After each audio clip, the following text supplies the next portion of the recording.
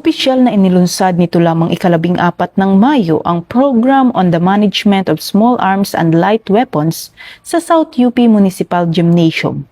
Pinangunahan ni Mayor Helen Padua ang programa kasama ang mga opisyal mula sa PNP, AFP at iba pang peace stakeholders bilang bahagi ng pinaigting na kampanya para sa kapayapaan at kaunlaran sa Maguindanao del Sur. Naging tampok sa programa ang voluntaryong pagsuko ng 48 loose firearms bilang simbolo ng suporta ng komunidad sa kapayapaan.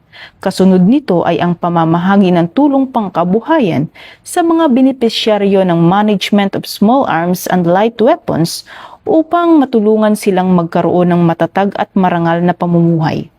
Nagpahayag naman ng suporta ang Philippine National Police at Armed Forces of the Philippines sa pagpapatuloy ng peace process sa lugar.